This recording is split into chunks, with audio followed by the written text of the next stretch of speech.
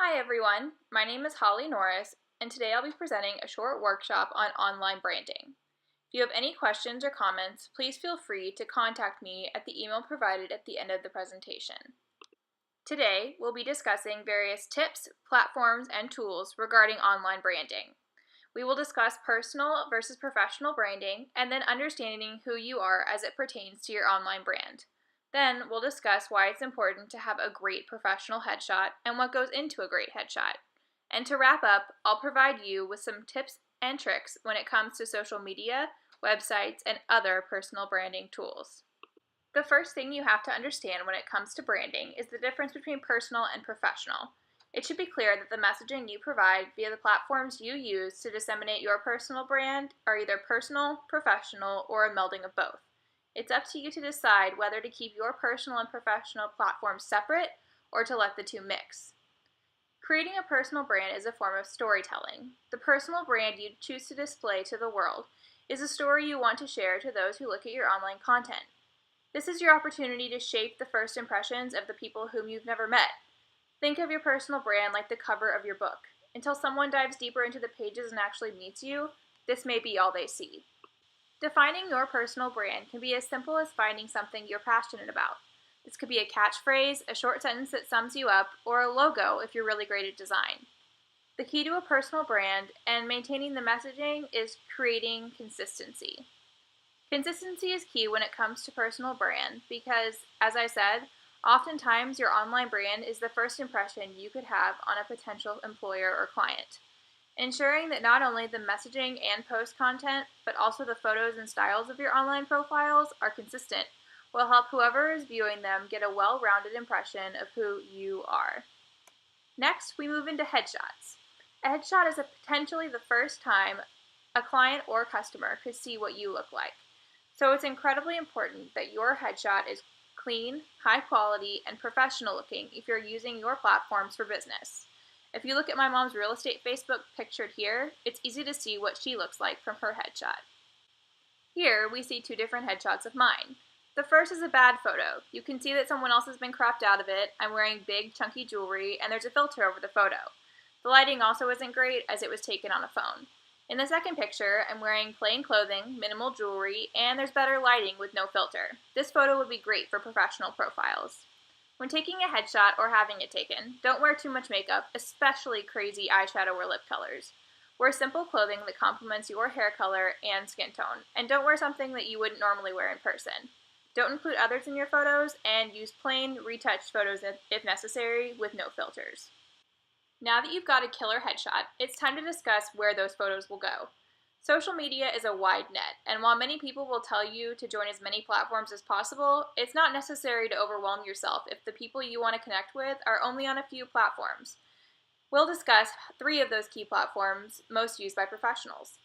LinkedIn has 450 million users, with 2 new users every second, and is quickly becoming a great resource for employers, employees, and clients to connect in the digital age.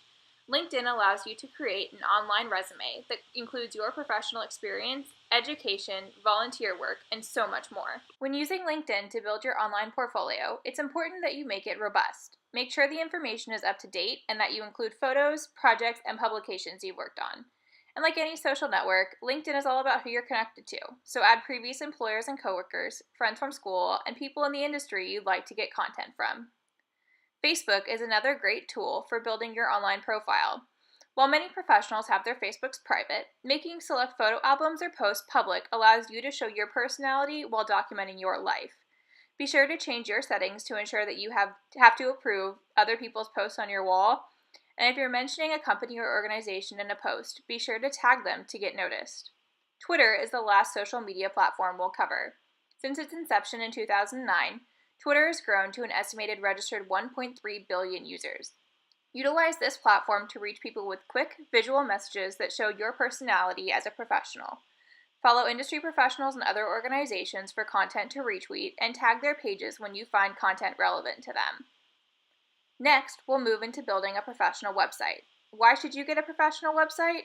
A website is a great way to create an online portfolio of your work, similar to LinkedIn, except you have complete control over the look and feel of it. It's a centralized location to post up-to-date information, and you could even self-publish things like blogs, professional works, and other materials for people to utilize. If you've never created a website before, look into what platform could be best for you. There are many easy builders out there, including Squarespace, Blogger, WordPress, and Wix. Once you've found a platform and design you like, you can build a website however you want. Key things to include are your contact information, resume for download, and your portfolio page. This portfolio could include links or photos of things you've done, especially if you're looking to freelance and gain more clients. Once you've built a website you like, look at purchasing a custom domain to link to your fancy new site. Now that you've built your online personal brand, here are a few tools to make your life much easier. Hootsuite is a social media management tool that allows you to schedule posts on up to 3 platforms ahead of time for free. Canva is a free photo editing website for creating fun graphics. While many people use Pinterest as a social media platform, it's also a great tool for content curation to share on your other platforms. Pixabay is a royalty-free photo website where you can find many high-quality stock photos to download. Most of the photos in this presentation are from Pixabay. And Piktochart is a free infographic creation website you can use to make beautiful charts and infographics. While creating an online personal brand can take some work, the result is worth it in the end. The story you tell online and the first impression you make to the outside world can often be just as important as the one you tell in person. If you have any questions or comments about this presentation, please feel free to contact me, Holly Norris, at hollynorris@my.unt.edu.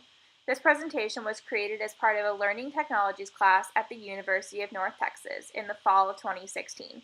All statistics were pulled from Expanded Ramblings August 2016 social media stats.